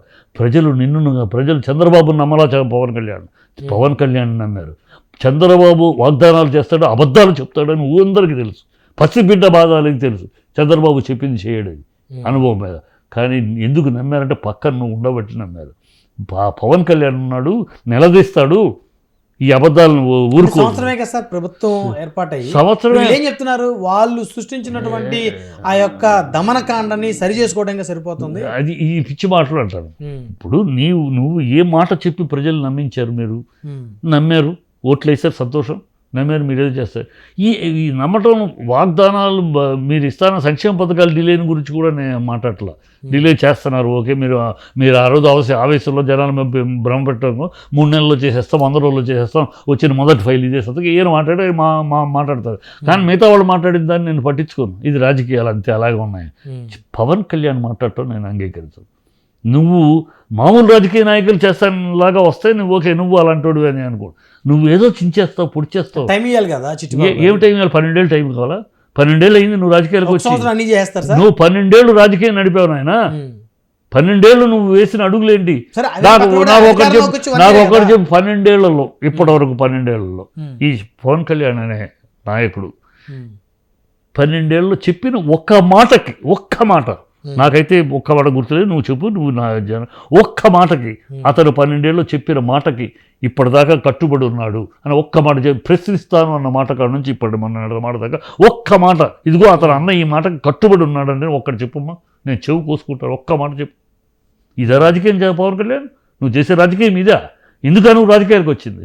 చంద్రబాబు కన్నా ఎక్కువ అబద్ధాలు ఆడటానికి, చంద్రబాబు కన్నా ఎక్కువ ప్రజలు మభ్యపెట్టడానికి, చంద్రబాబు కన్నా ఎక్కువ మోసం చేయడానికి నువ్వు వచ్చావా రాజకీయాల్లోకి?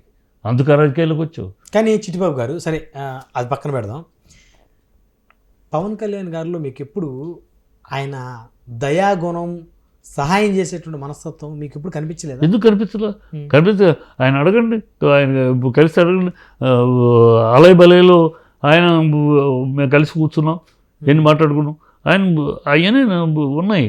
నేను అవి వేరు, నీ పర్సనల్, అది నువ్వు పర్సనల్గా. ఒక జవాన్ చనిపోతే వెళ్ళి అలా ఎవరు చేయలేదమ్మా, 1000 గుండె ఆపరేట్లు చేశాడు మహేష్ బాబు. ఈవెన్ ప్రకాష్ రాజ్ కూడా 2 గ్రామాలు దత్త తీసుకున్నాడు. ఇవన్నీ ఏమిది?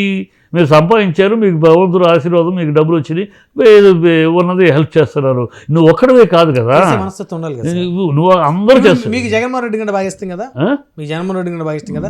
ఆయన చేసినటువంటి దానాలు ఏమన్నా మీరు చెప్పగలుగుతారు? అసలు దానాల గురించి నేను దానాలు ఉన్నవాడు చేస్తాడమ్మా. దానికి ఏంటి?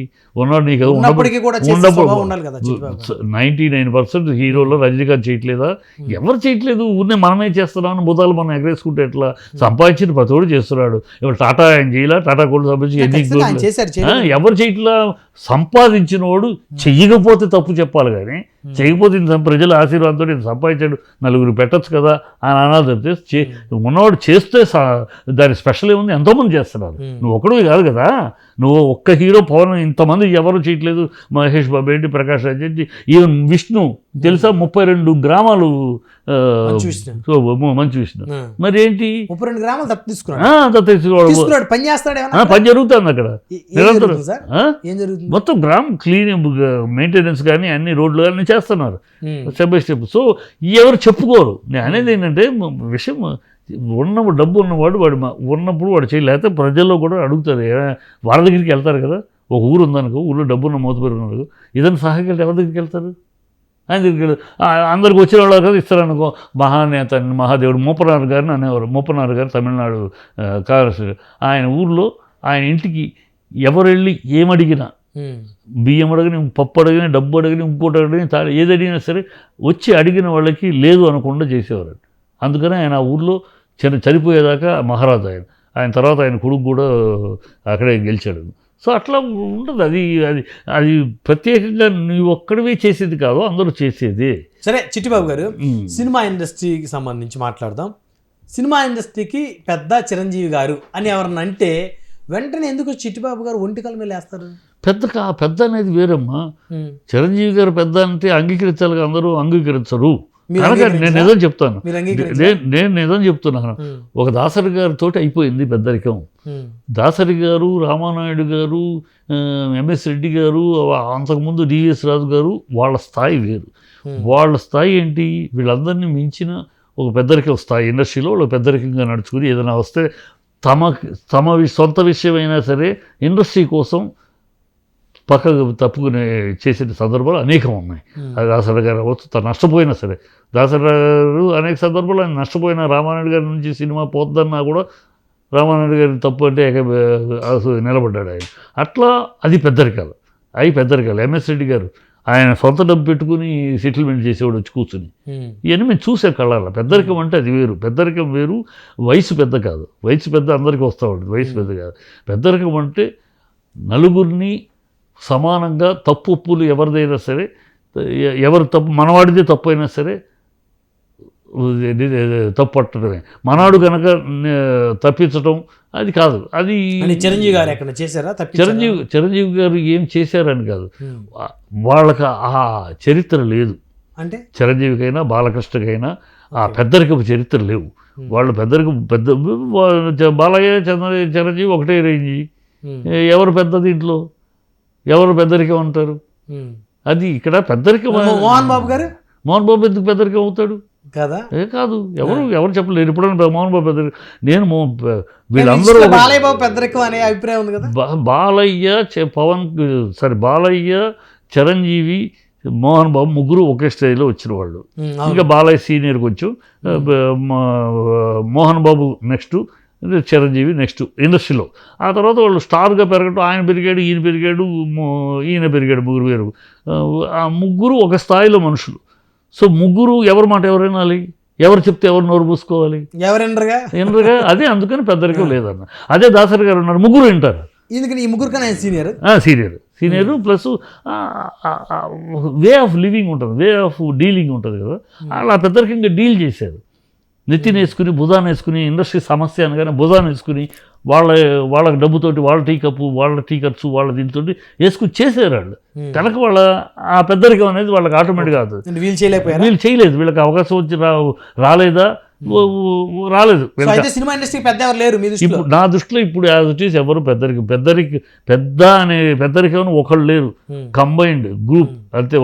నేను అందుకని ఒకసారి చెప్పాను, మీరు విన్నారో లేదో ఆ టీవీలో, ఆ టైంలో మొత్తం ఒక టీం పెట్టండి, అందరూ వీళ్ళ ముగ్గురు ఆధ్వర్యంలో మిగతా హీరోలందరూ సభ్యులుగా పెట్టి ఒక కమిటీ చేయండి.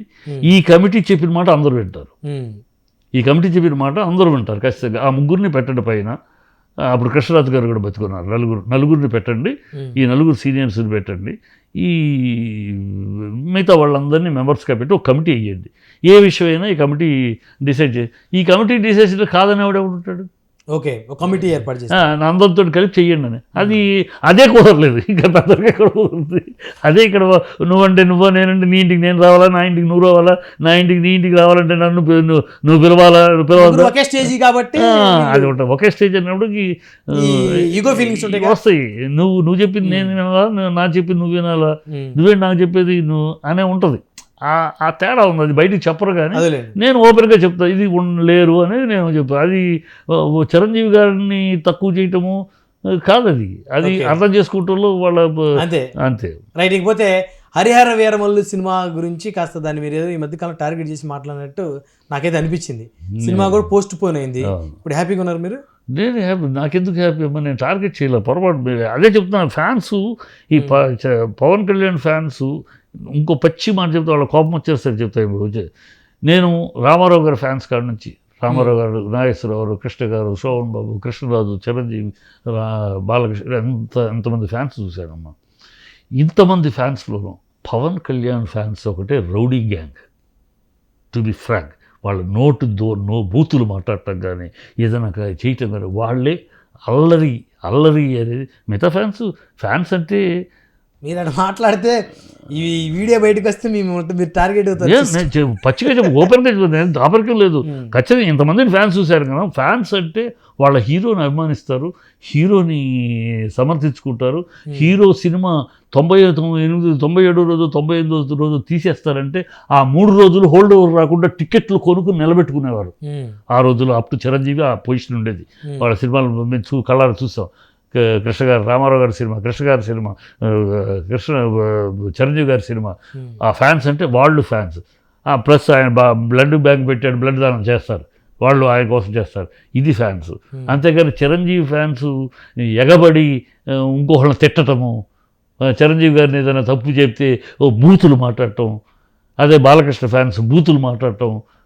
రామారావు గారి ఫ్యాన్స్, రామారావు గారు, కృష్ణ గారికి ఎన్నో గొడవలు జరిగినాయి, ఎన్నో ఛాలెంజ్లు జరిగినాయి.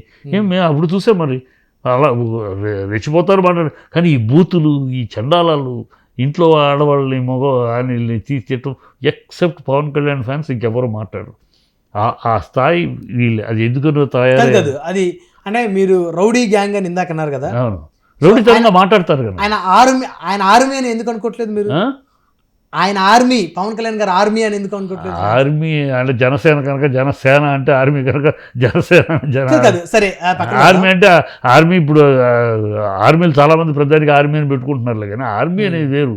ఆర్మీ అనేది డిసిప్లిన్ వేరు, ఆర్మీకి ఉండే క్రమశిక్షణ వేరు. ఆర్మీ అనే పదంలో చాలా గొప్ప విశేషం. అయితే జగన్ గారి ఫ్యాన్స్ మంచి ప్రవచనాలు మాట్లాడుతుంటారు. నేను చెప్పలేదు, అన్నమాట. మీరు అన్నారు కదా ఓన్లీ పవన్ కళ్యాణ్ ఫ్యాన్సే మొత్తం రౌడీ. జగన్ ఆర్టిస్ట్ ఎందుకు అవుతాడు? నేను హీరోలు ఆర్టిస్టులు సినిమా పరంగా రాజకీయ పరంగా చెప్తారు. మరి రాజకీయ పరంగా ఫ్యాన్స్ ఉండరు, కార్యకర్తలు ఉంటారు. రాజకీయంగా ఫ్యాన్స్ కాదు, కార్యకర్తలు. జనసేన వీళ్ళని మీరు కార్యకర్తలతో పోలుస్తారా, ఫ్యాన్స్ తో పోలుస్తారా? ఇక్కడ మిక్స్ అయ్యారు. ఓకే, ఇక్కడ ఏంటి ఆర్టిస్టు కమ్ ఇది కనుక. ఇప్పుడు ఎంజిఆర్ పీరియడ్లో కానీ, జయలలిత పీరియడ్లో కానీ ఫ్యాన్సే కార్యకర్తలు. అక్కడ తేడా వస్తుంది. ఆ ఫ్యాన్స్ వేరు, కార్యకర్తలు, రాజకీయం వేరు. ఇక్కడ ఫ్యాన్సే కార్యకర్తలు అయ్యారు, ఫ్యాన్సే మిగిలారు. కనుక ఈ ఫ్యాన్స్లో 2 రకాలు ఉన్నారు, అందరూ కాదు. ఫ్యాన్స్లో ఆ రౌడీ అనేదాళ్ళు మితవాదులు, అతివాదులు. ఫ్యాన్స్లో మితవాదులు, అతివాదులు. ఈ మితవాదులు అనేవాళ్ళు నిజమైన అభిమానులు. వాళ్ళ అభిమానం, వాళ్ళ నాయకుడు, వాళ్ళ హీరో, వాళ్ళు అభిమానించిన నాయకుడిని ప్రేమిస్తారు, గౌరవిస్తారు, వాళ్ళ గౌరవాన్ని కాపాడుతారు, ఆ సినిమాని నిలబెట్టుకోవాలని చూస్తారు, వాళ్ళ అభిమానం. అతివాదులు ఉన్నారు. అతివాదులు ఎందుకు పనికిరారు? ఈ అతివాదులను అల్లరి చేయడానికి, గోల చేయడానికి తప్పితే వాళ్ళు సినిమా బాగాలేదంటే రెండో షో కూడా వెళ్ళరు. సినిమా అయ్యో మన హీరో బాగాలేకపోతే మనం నిలుపుకోవాలి అని గతంలో రామారావు గారి నుంచి చిరంజీవి గారి దాకా ఆ ధోరణి ఉండేది. వీళ్ళు అలాంటి అభిమానులు కాదు, వీళ్ళు అతివాదులు. వాళ్ళు ఎక్కువగా తయారైన అతివాదులు. ఈ మితవాదులు అనేవాళ్ళు నిజమైన వాళ్ళు. అందుకని ఫ్యాన్స్ అనే మాట ఎక్కడి నుంచి వచ్చింది తెలుసు అసలు? అందుకని నేను ఫ్యాన్ అనే మాట వాడను, అభిమానులను వాడతాను. తమిళ్లో కూడా రసిగర్గళ్ళు అంటారు. అభిమానులను. ఫ్యాన్ అనే మాట ఫెనటిక్స్ అనే ఇంగ్లీష్ పదం నుంచి వచ్చింది. ఫెనటిక్స్ అనే ఇంగ్లీష్ పదం నుంచి వచ్చింది ఫ్యాన్ అని. ఫెనటిక్స్ అంటే ఏంటి అర్థం తెలుసా? మూర్ఖులు అని. మూర్ఖుల నుంచి వచ్చిన మాట ఫ్యాన్. కనుక కొందరు అతివాదులు అలాంటి వాళ్ళు ఉన్నారు.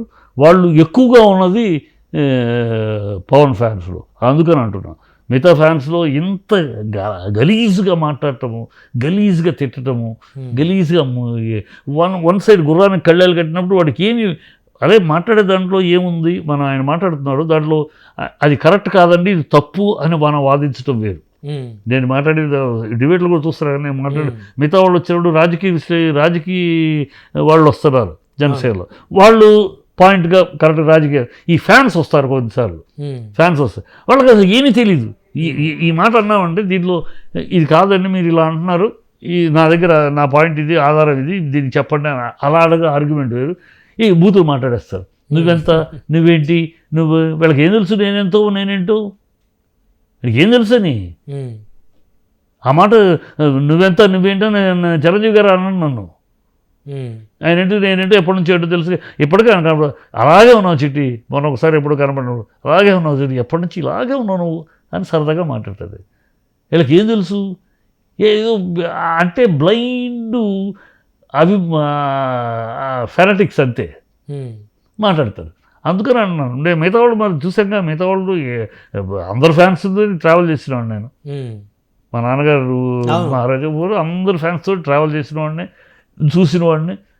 ఈ పవన్ కళ్యాణ్ ఫ్యాన్సే మరి ఎవరు అలా వాళ్ళని డ్రైవ్ చేస్తున్నారో తెలియదు, కానీ ఇది కరెక్ట్ కాదు. ఫ్యాన్స్ అంటే గౌరవించాలని, ఈ ఫ్యాన్ని చేసుకో మాట్లాడు. బూతులు ఏంటండి బాబు, బూతులు మాట్లాడతారేంటి, ఇంట్లో వాళ్ళని నిందించి మాట్లాడతారేంటి, అంటే వాళ్ళని ఎవరైనా మాట్లాడే క్రమంలో వారు తిరిగి మాట్లాడతారు కదా సార్, ఎవరు మాట్లాడతారు, నేనేమి కారణం లేకుండా తిడుతున్నారా? అదే అండి, ఇప్పుడు నేనున్నాను, నేనే డిబేట్లో మాట్లాడతాను, నేను ఎవరిని వాళ్ళ అమ్మని అక్కని ఎవరిని తిట్టలేదుగా, నేను పాయింట్గా మాట్లాడుతున్నాను. ఈ పవన్ కళ్యాణ్ ఈ మాట అన్నావు, నువ్వు ఎందుకు నిలబడలేదు ఈ మాటకి, నిన్ను నమ్మింది ప్రజలు ఎందుకు కదా, దీనికి నీ సమాధానం ఏంటి, నువ్వు ఎన్ని మాటలు మారుతున్నావు, కులం విషయంలో మారావు, కులం విషయంలో నా కులాలు వద్దన్నావు, కానీ మళ్ళీ కాపులందరూ ఏకమే ఓటేస్తే నేను సీఎం అవుతా అన్నావు, మా కుటుంబ రాజకీయాలు వద్దన్నావు, మళ్ళీ ఎమ్మెల్సీ సీట్ కావాలంటే నీ అన్నయ్యకి ఇచ్చావు, ఎన్ని మారుతావు పవన్ కళ్యాణ్ నువ్వు, ఎన్ని. వాళ్ళ అన్నయ్య గారు అనకాపల్లి ఎంపీ సీట్ త్యాగం చేశారు కాబట్టి సీటు నువ్వు అన్నావు కదమ్మా, నువ్వన్నామంటే కుటుంబ రాజకీయాలు ఉండకూడదు అని నువ్వే కదా బల్ల గుద్ది నొక్కి ఒక్క నుంచి ఆదేశంగా మాట్లాడావు. మరి నువ్వు ఎలా ఇస్తావు, దానికి రీజన్ చెప్తావు ఏంటి? అలాగే ప్రతివాడు ఇచ్చుకుంటే రీజన్ ఉంటాయి. అన్నీ విమర్శించిన వాడివి కదా నువ్వు, కుటుంబ రాజకీయాలు ఉండకూడదు అన్నవాడివి కదా నువ్వు, ఆవేశంగా మాట్లాడేవు కాదు, మామూలుగా కూడా కాదు. మళ్ళీ ఎట్లా ఇస్తావు నువ్వు? నీ పార్టీలో ఎంతమంది పార్టీ కోసం పాటుపడిన వాళ్ళు ఎవరు లేరా? నీ అన్నయ్య ఎంత పాటుపడ్డాడు, అన్నయ్య ప్రజా జీవితంలో ఎన్ని సంవత్సరాలు గడిపాడు, కేవలం నీ అన్నయ్య కనుక వాళ్ళందరినీ మించి ఇస్తావా? ఏనండి అడుగుతాను నేను ఖచ్చితంగా. ఎందుకంటే అడుగుతారు, ఏ హోదాలు అడుగుతారు మీరు? మీరు ఏ హోదాలు అడుగుతారు? ఒక ప్రజగా అడుగుతాను, పౌరుడిగా అడుగుతాను. నేను ఎందుకు అడుగుతానంటే మీరన్నీ పవన్ కళ్యాణ్ ఈయన అడుగుతారా? ఎందుకు అడగలా? జగన్ అడగలేదా? ఎందుకు అడగలా? జగన్ అడిగాను నేను, ఎందుకు అడగలా?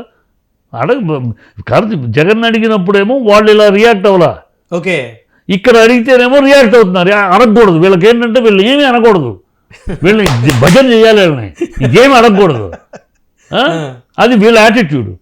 అక్కడ వస్తుంది తేడా. అక్కడ విమర్శించేప్పుడు కౌంటర్ విమర్శిస్తారు.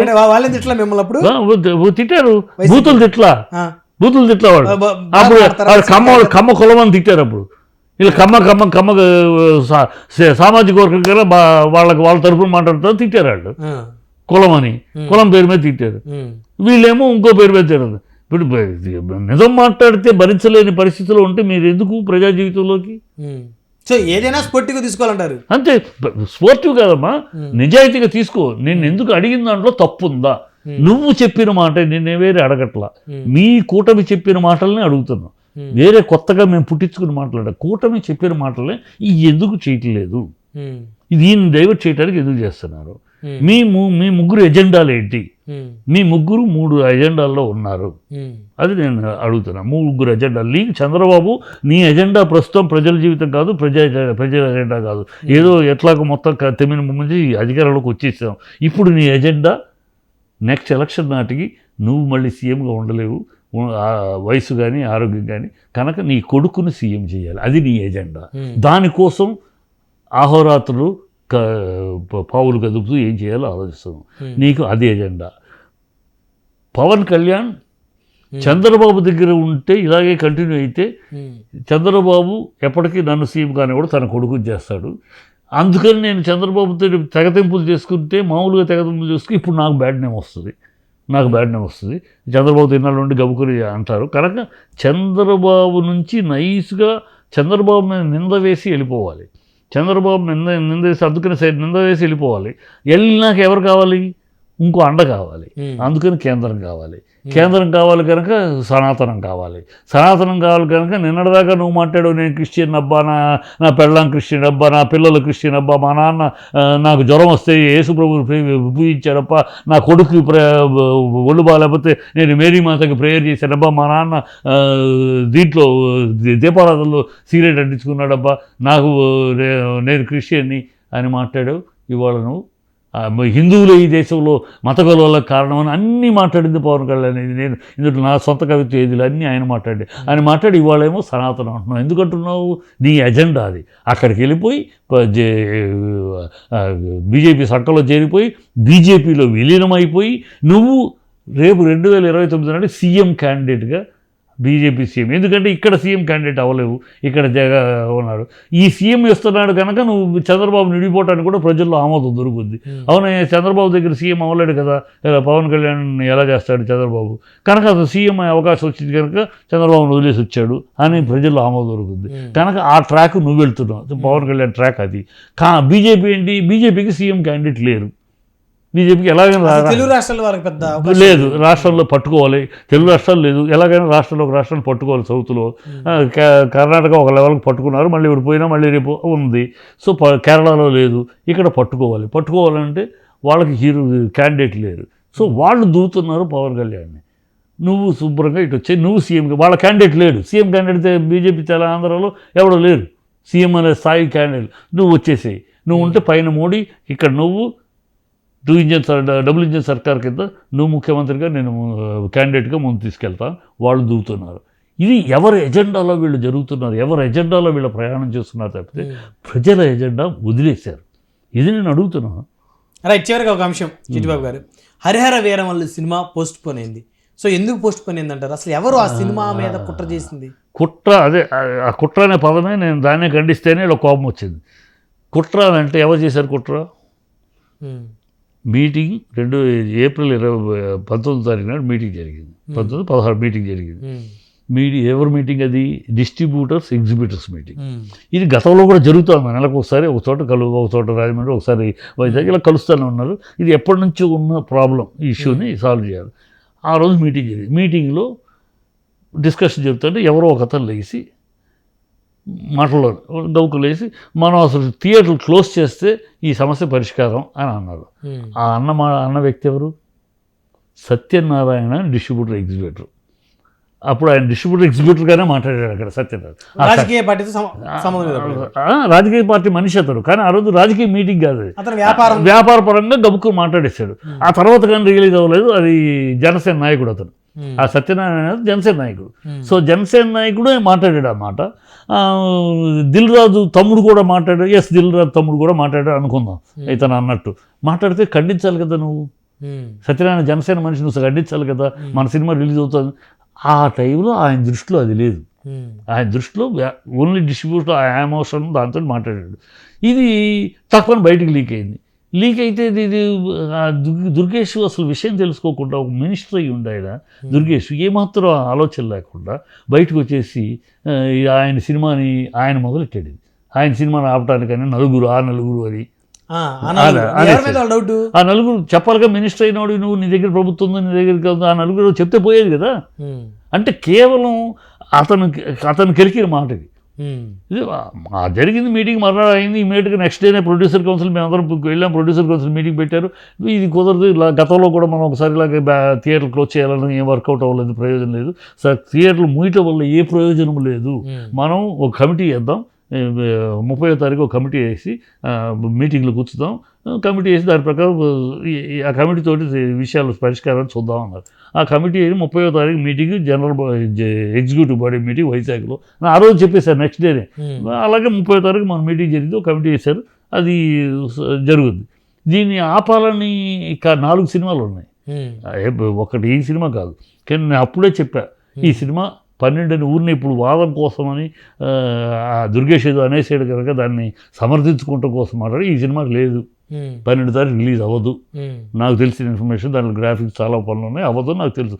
నేను గతంలో డిబేట్లు చూస్తే తెలుసు ఆ సినిమా ఎవరు చెప్పారు రిలీజ్ అని గ్రాఫిక్స్ తెలుసు. ఇండస్ట్రీలో తెలుస్తూ ఉంటుంది కదా ఏం జరుగుతుంది. ఇప్పుడు కన్నప్ప గ్రాఫిక్స్ ప్రాబ్లం, సీడీ ఎవరు ఎత్తుకుపోయారు అంటున్నారు. సీడీ అయిపోయినా అది ఏముందిలే కానీ వాళ్ళు దాన్ని మోసం చేయడం, సీడీ బ్యాకప్ ఉంటుంది కదా, కానీ దాన్ని లీక్ చేసి అమ్ముకుంటే దౌర్భాగ్యం. కానీ అదేం ఇది తెలుసు ఉంది, ప్రాబ్లం జరుగుతుంది, అవుద్దని 12వ తారీఖు రిలీజ్ అనేది ఖచ్చితంగా అవదని నేను చెప్పా. మీకు ఎట్లా అవుద్దండి డేట్ ఇచ్చారు, డేట్ ఇస్తారయ్యా, ఇప్పుడు పరిస్థితులు బట్టి ఊరిని దాన్ని చేయడానికి చేస్తున్నారు కానీ కాదు, అది అవుద్ది, అది ఇప్పుడు 12వ తారీఖు మాత్రం కాదు అని నేను చెప్పాను.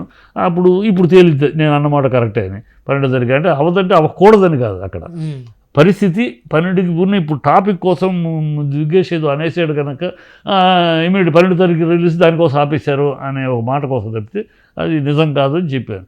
ఇక ఈ నిజం కాని విషయాన్ని అనవసరంగా టీకప్లో తుఫాన్ లాగా మాట్లాడింది జనసేన నాయకుడే. దాన్ని బయటికి నలుగురు అని చెప్పి తీసుకొచ్చి ఈ సినిమా కోసం మాట్లాడేది దుర్గేషే. ఎవరు మాట్లాడారు? మిగతా ఎవరు? మీరే మాట్లాడి మీరే దాన్ని ఒక కథ చేసి మీరే దాన్ని ఒక అల్లకల్లో చేసి ఎవరో కుట్రంటారేంటి? ఆ నలుగురు ఎవరు సార్? చెప్పేశారు కదా, నేను కాదు అన్నాడు, అల్లరింది గారు కాదన్నాడు, నేను ఆ మీటింగ్లో లేనన్నాడు ఇతను. ఇప్పుడు మిగతా థియేటర్లు ఉన్నాయి, సురేష్ బాబుకు ఉన్నాయి థియేటర్లు. ఇప్పుడు థియేటర్లు మూసేయాలనే పాయింట్ ఈ ఒక్క సినిమా కోసం కాదమ్మా. హరిహర వీరమల్లు గురించి ఎవరు ఆలోచనలో కూడా లేదు. అది ఏ సినిమా వస్తుందో ఆ సినిమా మనకు అది టైం కాదు. సినిమా పాయింట్ వల్ల పర్సంటేజీలో సినిమా థియేటర్లు తీసుకురావాలి. ఇది 15 సంవత్సరాలుగా జరుగుతున్న పోరాటం. 15 సంవత్సరాలు, ఒక సంవత్సరం కాదు, పర్సంటేజ్కి తీసుకురాకపోతే థియేటర్లని చిన్న సినిమాలు బతకవు. చిన్న సినిమాలు బతకపోతే ఇండస్ట్రీ బతకదు. చిన్న సినిమాలు సంవత్సరానికి 225 సినిమాలు వస్తుంటే 25 సినిమాలే పెద్ద సినిమాలు, మిగతా 200 చిన్న సినిమాలే. ఈ చిన్న సినిమాలే ఇండస్ట్రీని బతికిస్తుంది. 24 క్రాఫ్ట్లకి అన్నం పెడుతున్నది, పని ఇస్తున్నది ఈ చిన్న సినిమాలు. ఆ పెద్ద సినిమాలు సంవత్సరానికి వచ్చే 20 సినిమాలు అందరికీ ఫుడ్ పెట్టదు, వాళ్ళ సంస్థ తప్పితే. ఈ చిన్న సినిమాలో వాడు డబ్బు తెచ్చుడు వస్తాడు, ఒక ప్యాషన్తో వస్తాడు, వాడు సంపాదిస్తాడో పోగొట్టుకుంటాడో తెలియదు, కానీ తీసేస్తాడు, ఉద్యోగం చేస్తాడు, పని ఇస్తాడు, డబ్బులు ఇచ్చేస్తాడు. ఈ 200 పోషిస్తుంది. ఈ 200 బతికించుకోవాలి మన సినిమాలో. బతికించుకోవాలంటే వాడు రెంట్ కట్టలేకపోతాడు. సినిమా బాగున్న సినిమా కూడా 2వ వారం రెంట్ కట్టలేక ఆగిపోతుంది సినిమా. సో వాడు పర్సంటేజ్ అయితే నీకు సుఖం. నాకు గతంలో ఆడింది, గతంలో ఇంతకుముందు సినిమాలో పర్సంటేజ్ను ఆడేవాళ్ళం. హీరో సినిమాలకి, పెద్ద హీరో సినిమాలకి పర్సంటేజ్ ఎక్కువ ఇచ్చేవాళ్ళు, 60-40 కాకుండా 70 ఇచ్చేవారు వాళ్ళకి. అలాగే పర్సంటేజ్ పెద్ద సినిమాలకి ఇచ్చి ఇక్కడ ఎక్కడ క్లాష్ వస్తుంది, దీనికి అందరూ ఎక్కడ తేడా వచ్చేది, డిస్ట్రిబ్యూటర్లకి ఎగ్జిబ్యూటర్లకి ఎన్ని విషయాలు తెలియకుండా మాట్లాడేస్తారు. ఇక్కడ డిస్ట్రిబ్యూటర్లు పర్సంటేజ్కి ఒప్పుకుంటాం. మొన్న సినిమా ఏమైంది, ఒక సినిమా ఫస్ట్ వీక్ రెంట్ తీసుకున్నారు, ఫస్ట్ వీక్ రెంటే అన్నారు, 2వ వారం పర్సంటేజ్ అన్నారు. అక్కడ తేడా. ఫస్ట్ వీక్ ఏమో ఫుల్ కలెక్షన్, ఆ రోజేమో మాకు జస్ట్ రెంట్ ఇచ్చేసి మిగతా అర్థం మేము తింటామంటారా? 2వ వీక్ కలెక్షన్ తగ్గానే పర్సంటేజ్ అంటారా? మా రెండు మాకు ఇచ్చేయండి, 2వ వీక్ ఎందుకు పర్సంటేజ్ అంటారు అని వీళ్ళు. సో ఏదో ఒకటి పర్సంటేజ్ పెట్టుకుందాం, లేదా ఇది రెంటే పెట్టుకుందాం. మీకు అడ్వాంటేజ్ ఎప్పుడు రెంటు లేనప్పుడు అంటే ఇది కరెక్ట్ కదా. మొన్న సినిమాకి జరిగింది, థియేటర్లో ఓనర్లు కూడా నష్టపోతున్నారు కదా సార్. ఓనర్లు అదే చెప్తా, అక్కడికి వస్తాం. ఓనర్లు వాళ్ళు ఏమంటున్నారు, మీరు థియేటర్ రెంటు మా దానికి షేర్ ఒప్పుకుంటాం, మేము పర్సంటేజ్ ఒప్పుకుంటాం. పర్సంటేజ్ మీరు మా థియేటర్లో ఎక్కువ రేటుకి అమ్ముతున్నారు కదా టికెట్లు, దాంట్లో కూడా షేర్ అడుగుతున్నారు వాళ్ళు. ఓకే, అంటే మామూలుగా ఏం చేస్తారు సార్ ఎగ్జిబిటర్లు? థియేటర్ల యాజమాన్యాల దగ్గర నుంచి ఒక రోజు ఎంత అమౌంట్ ఇచ్చి రెంట్కి తీసుకుంటారు. సో టికెట్లు వారు ఎక్కువగా అమ్ముకుంటారు. సో వీళ్ళకి ఏమనిపిస్తుంది, చాలా డబ్బులు వస్తున్నాయి కదా మన దాంట్లో ఆడిస్తున్నారు కదా మన థియేటర్లో, వచ్చిన వాటిలో కొంత షేర్ డెవలప్ అవుతుంది. అది వాళ్ళు ఏమంటున్నారు, ప్రొడ్యూసర్ మీకెందుకు షేర్, మీ రెంట్ మీ థియేటర్కి ఇంత కలెక్షను, హౌస్ఫుల్ అయితే ఇంత కలెక్షను, దాంట్లో మీ షేర్ మీరు తీసుకోండి, మా షేర్. మేము రేట్ ఎక్కువ అమ్ముకుంటాం, దానికి మీకేం సంబంధం? మేమేదో ఎక్కువ ఖర్చు పెట్టామని గవర్నమెంట్ దగ్గరికి వెళ్ళి బతిమాలుకొని మేమేమో అడుక్కుని తెచ్చుకుంటున్నాం. అంటే వీళ్ళు ఏమంటారు, ఫుల్ కలెక్షన్ అయితే దానికి ఒక రేట్ కట్టి అందులో కొంత పర్సంటేజ్ ఇస్తారు. కానీ వీళ్ళు టికెట్లు ధర పెంచుకునే దాని మీద పర్సంటేజ్ ఎవరు? ఎవరో ఓ, అది అడుగుతున్నారు వాళ్ళు ఎగ్జిబిటర్స్. అంటే నార్మల్గా వాళ్ళకి నార్మల్గా ఎంతైతే రేట్ ఉంటుందో, ఒక 150 రూపాయలు టికెట్ రేట్ ఉంటుంది కదా సార్, ఆ 150 ఇస్తారు. వీళ్ళు ఆ ఒక వారం 10 రోజులు గవర్నమెంట్ దగ్గర అనుమతి తెచ్చుకొని 300, 400, 500 అమ్ముకుంటారు. దాంట్లో షేర్ ఇవ్వట్లా, వాళ్ళు ఒప్పుకోవట్లే ఎగ్జిబిటర్స్. మేము పర్మిషన్ డబ్బు ఎక్కువ ఖర్చు పెట్టామని మేము పర్మిషన్ తెచ్చుకుంటే దాంట్లో షేర్ అడుగుతారండి మీరు. వీళ్ళని నా తీరులో ఆడుతున్నావు నువ్వు. ఇక్కడ వాళ్ళిద్దరి మధ్య క్లాస్. సో ఇది పెద్ద ఇష్యూ, పెద్ద ఇష్యూ. ఇది సెటిల్ అవ్వాలి, మామూలుగా సెటిల్. ఇది 15 సంవత్సరాలు సాగుతుంది. పర్సంటేజ్ అనేది వాళ్ళు ఇష్టమే వీళ్ళు ఇష్టమే, కానీ కొన్ని తేల్చాల్సిన విషయాలు అవి తేల్తాయి. ఇది ఈ సినిమాకి సంబంధించి కాదు, అది అసలు చాలా రోజులు జరుగుతుంది. కరెక్ట్గా ఆ టైంకి ఈ టైంకి వచ్చింది అంతే. దాన్ని ఈ టైంకి వచ్చేది కూడా ఎందుకు వచ్చింది? ఆ జనసేన నాయకుడు ఆ మాట అనకపోతే అసలు లేదు. ఆయన ఇప్పుడు ఉప ముఖ్యమంత్రిగా ఉన్నారు కాబట్టి ఏదైనా సాల్వ్ చేస్తారేమో, ఇది సాల్వ్ అవుతుందేమో. ఆయన సాల్వ్ చేసేది కాదు, తెలియక మాట్లాడదా. గవర్నమెంట్ సాల్వ్ చేయగలిగేది కాదు ఇది. ఇది ఓన్లీ మా బాడీనే, ఫిలిం ఛాంబరే చెయ్యాలి. కూర్చొని 3 బాడీలు ఉన్నాయి ఫిలిం ఛాంబర్లో: exhibitors body, distributors body, producers body, theatre studio owners body ఉన్నాయి ఛాంబర్లో. వీళ్ళు కూర్చొని మాట్లాడుకుని మీ బాడీలు నిర్ణయించుకోవాలి. ఇది నిర్ణయించకపోతే అప్పుడు కోర్టుకు వెళ్తారు వాళ్ళు ఎవరు. ఇప్పుడు థియేటర్లో బంద్ అని పిలుపునిచ్చింది ఎవరు? బంద్ అని ఎవరు పిలిపి బంద్ అని ఇతనే అన్నాడు, జనసేన నాయకుడు సత్యం అన్నాడే. ఆపేస్తే బంద్ అని తూలాడు. అది ఇష్యూ అయిపోయింది. ఆ తూలింది కూడా అతను ఆ టైంలో అతని దృష్టిలో మైండ్లో జనసేన నాయకుడు అనేది లేదు. అతని మైండ్లో వ్యాపారవేత్తగా, డిస్ట్రిబ్యూటర్, ఎగ్జిబిటర్గా ఈ సమస్య పరిష్కారానికి బంద్ చేస్తే కరెక్ట్ అని అనేసాడు. సో ఇప్పుడు థియేటర్లో అన్ని సినిమాలు నడుస్తూనే ఉన్నాయి. మామూలుగా June 1 నుంచి బంద్ అనుకున్నాం మనం బేసిక్ గా. ఇప్పుడు నడుస్తుంది. నెక్స్ట్ డేనే, ఆ రోజు అన్న నెక్స్ట్ డేనే ప్రొడ్యూసర్ కౌన్సిల్ మీటింగ్ పెట్టేసేసి ఇది ఎట్లా అంటేమో వాళ్ళు ఒక్కళ్ళు బంద్ చేయలేరు. వాళ్ళు అడగాలి, ప్రొడ్యూసర్ కౌన్సిల్ ఒప్పుకోవాలి, ఛాంబర్ నిర్ణయం తీసుకోవాలి, అప్పుడు అనాలి. అందుకని వాళ్ళు 15 రోజులు అడ్వాన్స్గా చెప్పాలి. బంద్ అని అనలేరు వాళ్ళు. 15 రోజులు అడ్వాన్స్గా చెప్తే అందుకని చెప్పారు. మీటింగ్ పెట్టి ప్రొడ్యూసర్ కౌన్సిల్ యునానిమస్గా నో, బంద్ అనడానికి వీల్లేదు, థియేటర్లు బంద్ చేసి మనం చేయగలిగింది ఏమీ లేదు, గతంలో 2-3 సార్లు చేసాము అట్లాగూ. నాకు డౌట్ చిట్టిబాబు గారు, థియేటర్లు బంద్ చేయాలంటే థియేటర్ల యాజమాన్యాలు కూడా ఒప్పుకోవాలి కదా? యాజమాన్యాలు వాళ్ళు చేయడానికి సిద్ధంగా ఉన్నారు కదా. ఓకే, వాళ్ళకి ఏంటంటే ఎక్కడ ప్రాబ్లం వస్తుంది ఎగ్జిబిటర్కి, చిన్న సినిమాలేమో రెంట్ కట్టుకోలేకపోతున్నారు, వీళ్ళు రెంట్ తగ్గించేమో ఇవ్వలేకపోతారు. మెయింటెనెన్స్, కరెంట్ కానీ ఇంకోటి కానీ ఇంత అయిపోతుంది, మా మెయింటెనెన్స్ కట్టలేదు, దీనికన్నా మాల్గా మార్చుకుంటే, కళ్యాణ మండపం మార్చుకుంటే ఆదాయంగా ఉంది, కానీ ఇది ఉంది, వాళ్ళు బాధపడుతున్నారు. పెద్ద సినిమాలకి దాంతో ఏమవుతుంది, వీళ్ళు రెంట్ పెంచుకోవాలి సార్. ఈ రెంట్ పెంచుకుని రెంట్ ఇవ్వాలంటే ఎవరు ఇవ్వగలరు? పెద్ద సినిమాలు ఇవ్వాలి వాళ్ళు. అందుకని వీళ్ళు వాళ్ళ దగ్గరికి ఏలాడాల్సి వస్తుంది. సంవత్సరాలు 20 సినిమా వాళ్ళ సినిమాలే వాళ్ళ దగ్గర నాకు ఇవ్వండి ఏలాడాల్సి వస్తుంది. వాళ్ళు నా దగ్గర 10 మంది నువ్వు వస్తూ ఉంటే నిన్ను ఎక్స్ప్లాయిట్, వీళ్ళేమో అంత ఇస్తే ఇస్తాం, ఇంత అయితే ఇస్తాం, నువ్వు దీంట్లో first week share, first week rent, second week నుంచి షేరు, ఇట్లా రకరకాల కండిషన్ పెడుతున్నారు, ఎక్స్ప్లాయిట్ అవుతున్నారు. అది ఇక్కడ సమస్య. థియేటర్ యాజమాన్యాలు రెంట్ పెంచితే చిన్న సినిమాలు రావు, వీళ్ళు కట్టుకోలేకపోతున్నారు. అది కట్టాలంటే పెద్దోడే, ఆ పెద్దోడే కట్టాలి, కానీ వాడి దగ్గరికి వెళ్ళాల్సి వస్తుంది. 52 వారాల్లో సంవత్సరంలో ఈ 20 సినిమాలను ఎక్కడ ఆడతాడు? 20 సినిమాలు నిలబడుతుంది. చాలా చాలా చాలా థియేటర్లు అందుకని ఇప్పటికే మారినాయి, ఇంకా మారుతాయి థియేటర్లు. ఇప్పుడు ఏంటంటే పవన్ కళ్యాణ్ దగ్గర ఉన్న సమస్య ఏంటంటే, అప్పుడు ఆవేశంలో రాజకీయాలు మాట్లాడే, అందుకని ఆవేశంలో మాట్లాడే ఆలోచనలో రాజకీయ నాయకులు మాట్లాడారు. ఇప్పుడు ఆయన ఏమన్నాడు ఆ రోజు, అసలు ప్రొడ్యూసర్స్ ప్రభుత్వాన్ని కలవటం అవసరం ఏంటి, వాళ్ళు ప్రైవేట్ పెట్టుబడితోటి వాళ్ళు సినిమాలు తీస్తున్నారయ్యా, గవర్నమెంట్ షుడ్ నాట్ ఇంటర్ఫియర్, ఇదే ఇంగ్లీష్ మాట్లాడి, షుడ్ నాట్ ఇంటర్ఫియర్. వాళ్ళని ఎందుకు ఇంటర్ఫియర్ అవుతారు మీరు? వాళ్ళ పని వాళ్ళు బతుకుతారు, మీరెవరు గవర్నమెంట్ దగ్గర రాలేదని అంటారేంటి? ఆ రోజు కొడాలని ఆయన అన్నాడు, గవర్నమెంట్ కలవలేదు 1 year అయింది అని. దానికి రెచ్చిపోయి మాట్లాడాడు. అది మేమందరం ప్రభుత్వ ఇండస్ట్రీ తరఫున భలే మాట్లాడాడు అనుకున్నాం. అదే వాడు ఇవ్వను అంటారు మళ్ళీ కలవలేదని. ఎక్కడ ట్విస్ట్ అని నువ్వే అంటివి. ఎలా ఎందుకు కలవాలి? వాళ్ళు ప్రైవేట్ ఇండస్ట్రీ, వాళ్ళు ఎక్కడో ప్రైవేట్ పెట్టుబడులు తెచ్చుకుంటారు, మాట్లాడితే వాళ్ళు ఎందుకు ప్రభుత్వాన్ని కలవాలి, బ్లాక్మెయిల్ చేస్తారా ప్రొడ్యూసర్స్ మీరు అని మాట్లాడి ఇవాళ నువ్వు అన్నట్టు ఏంటి? చంద్రబాబుని కలవలేదు అంటావు ఏంటి? భయ కందకలేదు దొరద కత్తిపేటకు ఎందుకని చంద్రబాబుని కలవలేదు నువ్వు బాధపడతావు ఎందుకు? చంద్రబాబు 40 ఏళ్ళు ఉన్నారు ఇండస్ట్రీలో ప్రతి ఒక్కళ్ళు పేరు మీద తెలుసు చంద్రబాబు. ఒక మాట ఫోన్ చేసి మురళీ మోహన్ ఫోన్ చేసి అందరిని కలవలో ఒక అరేంజ్మెంట్ 2 నిమిషాలు అరేంజ్ చేస్తారు. ఆయన కలవలేదు, ఆయన ఎప్పుడు అనలేదు. రాజశేఖర రెడ్డి గారు నన్ను కలవలేదని ఎప్పుడు అనలేదు.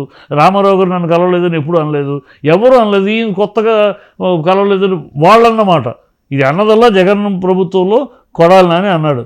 సంవత్సరం అయినా కలవలేదు. ఆ మాట నువ్వెందుకు అంటావు? ఇవాళ నేను తిట్టినోడు నువ్వు అదే మాట, ఇవాళ అదే మాట. సో ఏదైనప్పటికీ ఇంకా ఇష్యూ ఇప్పుడైతే సినిమాలు బంద్ అయితే లేవు. సో ఇష్యూ అయితే నడుస్తుంది ఇండస్ట్రీలో. ఇది సాల్వ్ అవ్వాలంటే కొంత టైం కూడా పట్టుద్ది. అంతే, డెఫినెట్గా టైం పడుతుంది. అవ్వాలని కోరుకుంటున్నాను. ఎందుకంటే నేను సినిమా వాడిగా, చిన్న సినిమాలు బతకాలని కోరుకునేవాడిగా, నేను అప్పుడు రాజశేఖర రెడ్డి గారు సీఎంగా ఉన్నప్పుడు చిన్న సినిమాల దీని కమిటీ కన్వీనర్గా నేను మెమరాండం తీసుకెళ్ళి ఇచ్చాను ఆయనకి. ఓకే, అయితే చాలా రెస్పాండ్. నిజంగా చెప్తాను, ఎక్కడున్నాడు మహానుభావుడు. ఆయన బతికుండుంటే ఆయన ఒక్కడే గతంలో ఎంతమందిని, కిరణ్ కుమార్ రెడ్డిలో అందరినీ, వాళ్ళందరూ కలిసినప్పుడు, చంద్రబాబు అందరూ కలిసినప్పుడు ఆయన ఒక్కడే ఈ చిన్న సినిమాల సమస్య పరిష్కారం చెయ్యాలి, ఖచ్చితం అది అవసరం అని గుర్తించిన వాడు. దానికోసం పిలిచి ఐఏఎస్ వాళ్ళు పిలిచి ఎన్ని పాయింట్స్ నోట్ చేసుకోండి, నేను వచ్చినాక దీని మీద కూర్చుందాం అన్నాడు. వెళ్ళిన ఆయన రాలేదు, బ్యాడ్ లక్ అంతే. ఆ రోజు నేను ఇప్పటికీ బాధ అదే. ఆయన ఒక్కడే డైజెస్ట్ చేసుకున్నాడు. మిగతా వాళ్ళందరూ ఏంటంటే మాట్లాడతాం, చిన్న సినిమాల తరపున వెళ్ళి మాట్లాడతాం, తర్వాత పెద్దవాళ్ళు వచ్చి మాట్లాడతారు, ఆ ఫోటోతో ఆగిపోతారు. వాళ్ళ పెద్దవాళ్ళు చెప్పే మాటలే వినేవాళ్ళు. క్యాపిటలిస్టు ఈ సీఎంలకు అందరూ గతంలో అందరూ అంతే.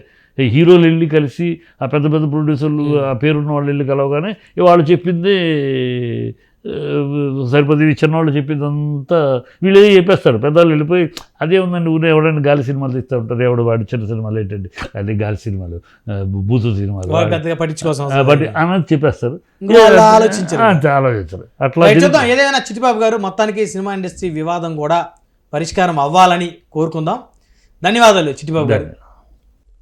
మరిది చూశారు కదా, తాను మాత్రం ఒక పౌరుడిగా ఖచ్చితంగా ప్రభుత్వాలని ప్రశ్నిస్తానని, సినిమా ఇండస్ట్రీలో జరిగేటువంటి పొరపాట్లను కూడా తాను ఖచ్చితంగా ప్రశ్నిస్తానని చెప్తున్నారు త్రిపుర నేను చిట్టిబాబు గారు. మరొక వారం మరొక అతిథితో మళ్ళీ కలుద్దాం. చూస్తూనే ఉండండి, కీప్ వాచింగ్ 99 టీవీ.